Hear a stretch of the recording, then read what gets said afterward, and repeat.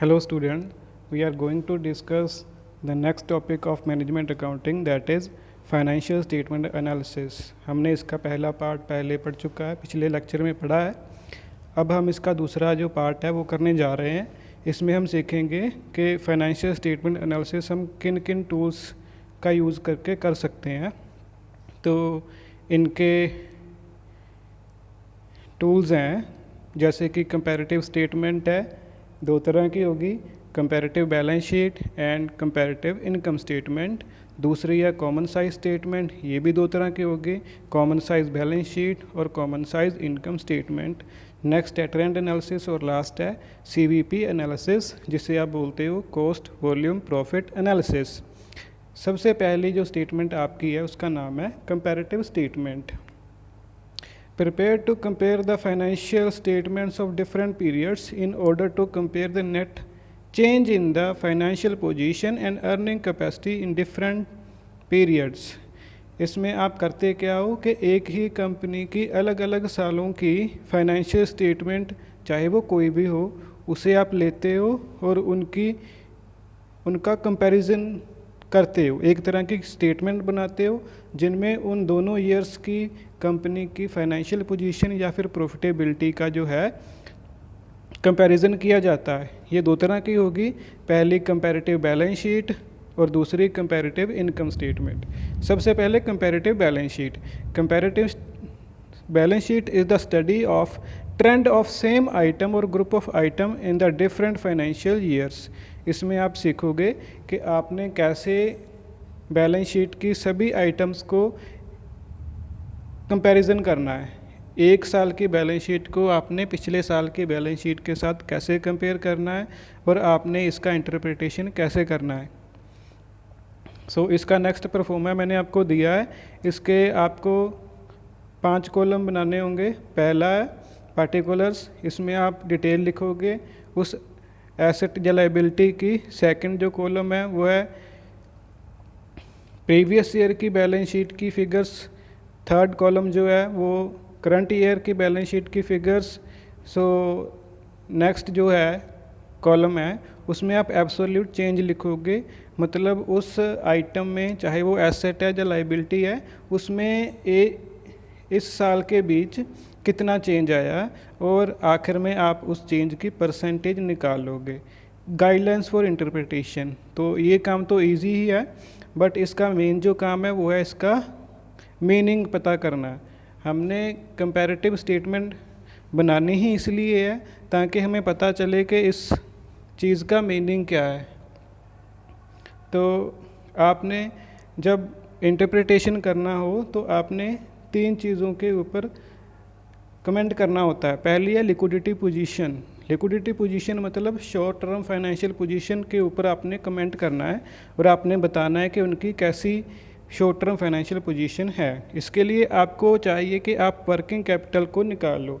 Working capital का मतलब होता है कि आप करंट एसेट्स में से करंट लायबिलिटीज़ को लेस कर दो, चाहे वो पिछले साल की बैलेंस शीट की करंट एसेट्स और करंट लायबिलिटीज़ हों या फिर इस साल की करंट एसेट्स या करंट लायबिलिटीज़ हों।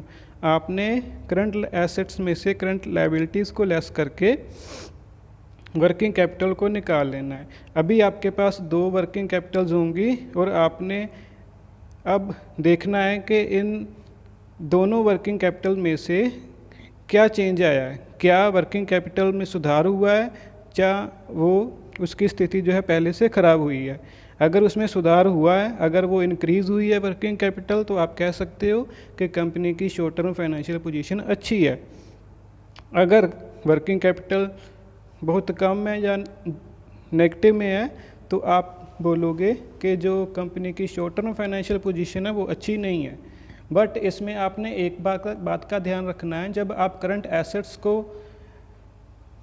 टोटल कर रहे हो तो उसमें इन्वेंट्री को आप टोटल ना करो, क्योंकि हो सकता है कि आपकी इन्वेंट्री काफ़ी ज़्यादा हो गई हो, जिससे आपकी वर्किंग कैपिटल तो इंक्रीज़ हो जाएगी, बट दूसरी तरफ इसका ये भी मीनिंग होगा कि आपका जो स्टॉक है वो बिक नहीं रहा, तो अनबिका स्टॉक भी आपके लिए परेशानी खड़ा कर सकता है।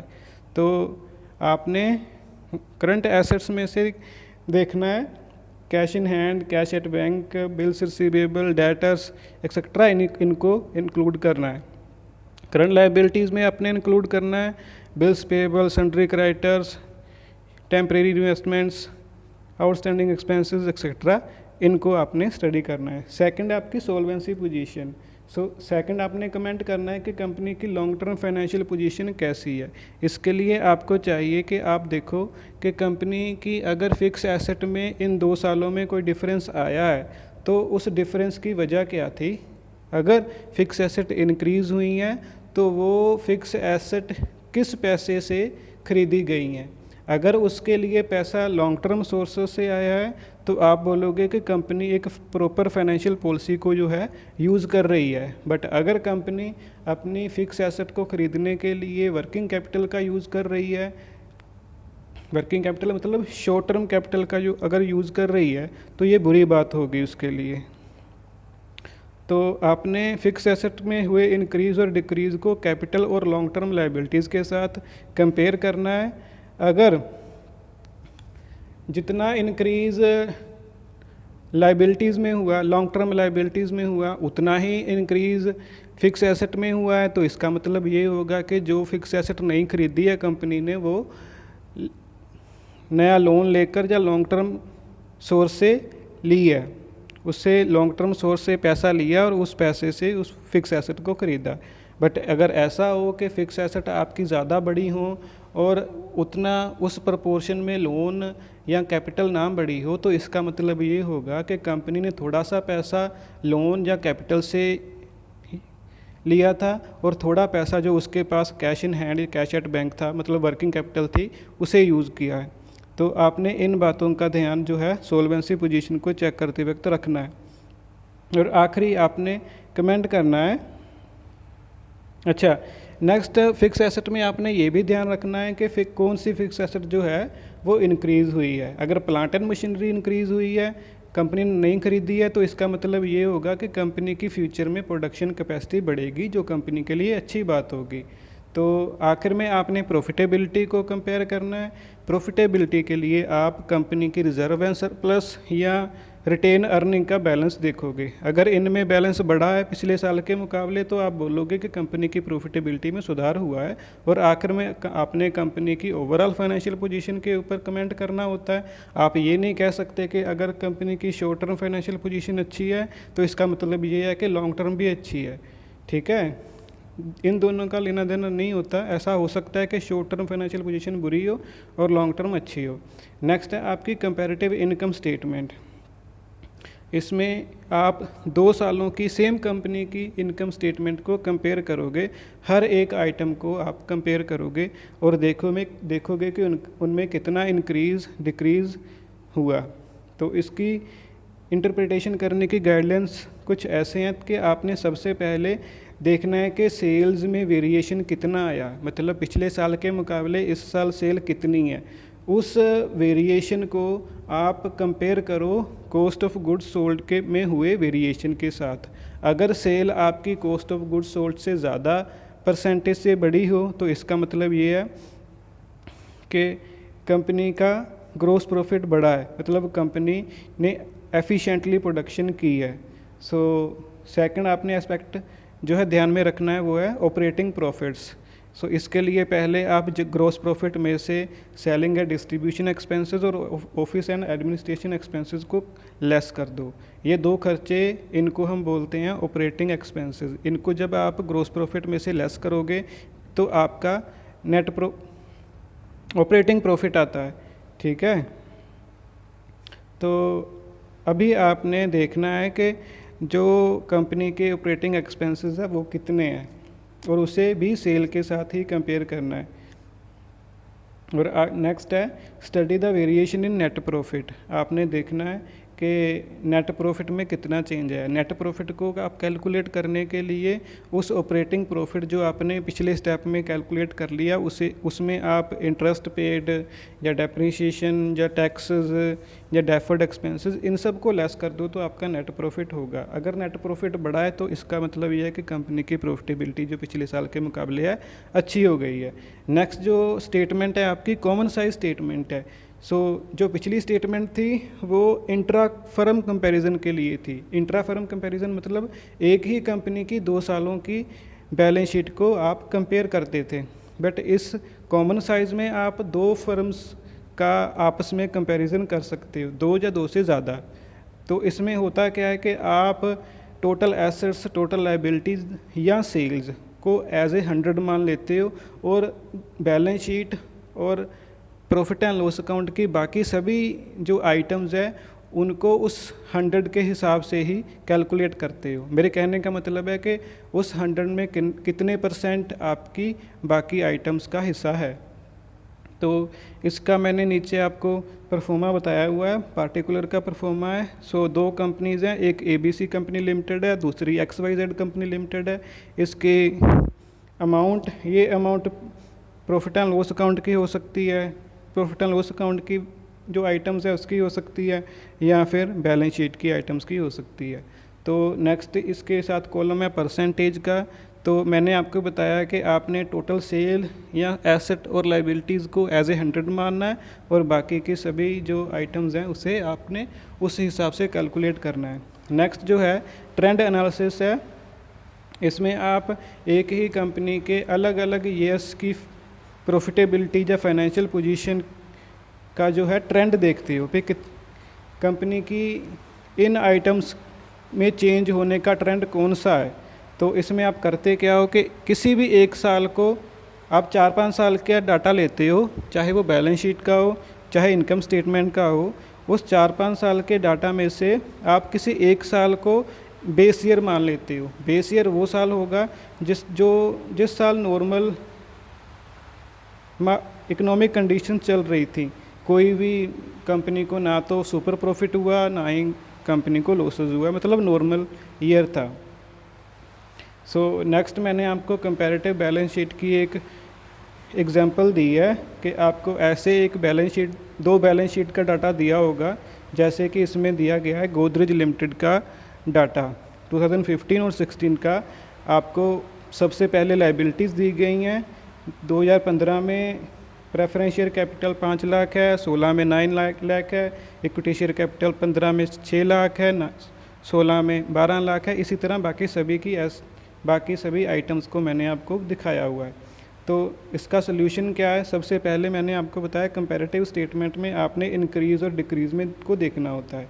आप 1 बाय 1 सभी को आइटम्स को ग्रुप में डिवाइड कर लो। सबसे पहले मैंने आपको करंट एसेट्स लिखी हैं। एसेट में पहला हेडिंग बना करंट एसेट का।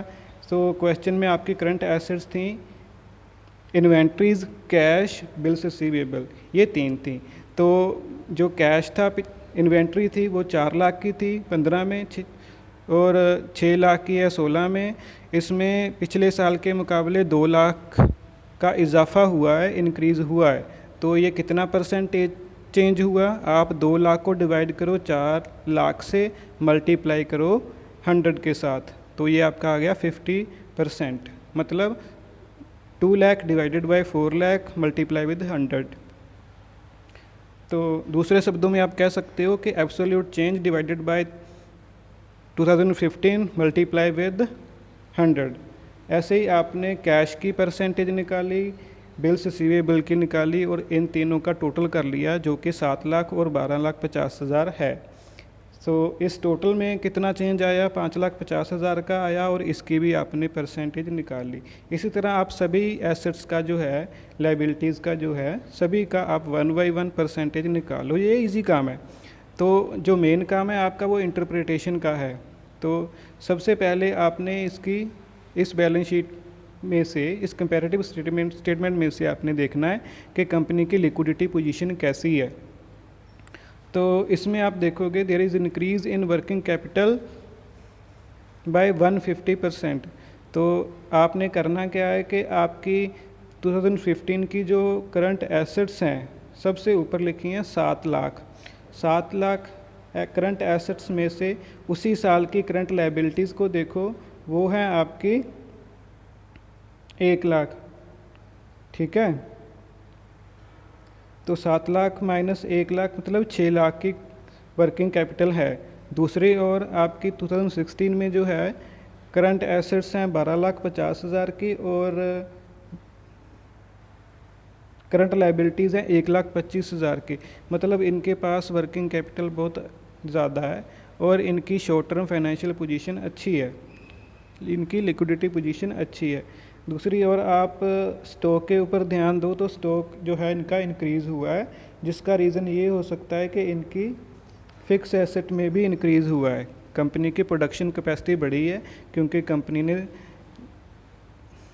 फ़िक्स एसेट को ख़रीदा है, जिसके चलते हुए कंपनी की जो है प्रोडक्शन कैपेसिटी में इजाफा हुआ होगा, इसलिए वो स्टॉक जो है वो बढ़ा। दूसरी ओर आप कंपनी की लॉन्ग टर्म फाइनेंशियल पोजीशन को चेक करो तो इसमें आप देखोगे कि जो कंपनी की फ़िक्स एसेट्स हैं 2015 में वो 10 लाख की थी, 16 में वो 25 लाख की हो गई। मतलब 15 लाख की करंट एसेट्स इन 2 सालों में कंपनी ने ख़रीदी हैं। तो ये 15 लाख आया कहाँ से? आप दूसरी तरफ देखो कैपिटल को या लॉन्ग टर्म लोन्स को। जो लोन है आपका वो 2 लाख से 10 लाख हो गया, मतलब कंपनी ने 8 लाख का तो लोन ले लिया। अभी भी कंपनी को 7 लाख चाहिए। 7 लाख कैसे? कि कंपनी ने 15 लाख की फ़िक्स एसेट खरीदी है, ठीक है। 15 लाख में से 8 लाख का तो लोन हो गया और बचे अभी आपके 7 लाख, और 7 लाख आपका आया, कंपनी ने प्रेफरेंस शेयर्स को भी इशू किया है और इक्विटी शेयर्स को भी इशू किया है। मतलब कंपनी ने किया क्या है कि लॉन्ग टर्म अपनी रिक्वायरमेंट्स को पूरा किया है लॉन्ग टर्म सोर्सेस से। तो ये कंपनी की एक अच्छी जो है पॉलिसी कही जा सकती है। तो दूसरी ओर आप देखोगे कि जो कंपनी की फ़िक्स एसेट हैं वो 150% बढ़ी हैं, जबकि जो कंपनी के लोन्स और कैपिटल है वो इस मात्रा में नहीं, इससे ज़्यादा बढ़े हैं। तो इसका मतलब ये है कि जो एक्स्ट्रा जो पैसा था जो कैपिटल में से कंपनी को मिला, उससे कंपनी ने अपनी वर्किंग कैपिटल पोजीशन को सही किया। नेक्स्ट आप थर्ड पॉइंट में प्रॉफिटेबिलिटी को चेक करोगे। इसके लिए आप दोबारा कैपिटल रिजर्व एंड सरप्लस के हेडिंग में जाओ, उसमें देखो कि रिजर्व एंड सरप्लस में बैलेंस इंक्रीज़ हुआ है या नहीं हुआ। हाँ, इसमें इंक्रीज़ हुआ है। दूसरा आप प्रॉफिट एंड लॉस अकाउंट में देखो, इसमें भी थोड़ा सा इंक्रीज़ हुआ है। तो कंपनी की प्रॉफिटेबिलिटी जो है वो बढ़ी है, बट उस अनुपात में नहीं बढ़ी जिस अनुपात में कंपनी ने अपने प्रोडक्शन के स्केल को इंक्रीज़ किया है। तो फिर भी आप कह सकते हो कि कंपनी की जो प्रॉफिटेबिलिटी है वो बढ़ी है। तो ओवरऑल फाइनेंशियल पोजीशन कंपनी की अच्छी है, but it will have to increase its sale. Company को चाहिए कि वो अपनी सेल को जो है वो इंक्रीज़ करे, जिससे कंपनी के स्टॉक जो है वो कम होगा। तो ऐसे आपने इंटरप्रिटेशन करना है। उम्मीद है आपको इसकी समझ आई होगी। हम नेक्स्ट लेक्चर में इसकी बाकी की जो मेथड है उनकी जो है प्रैक्टिकल एग्ज़ाम को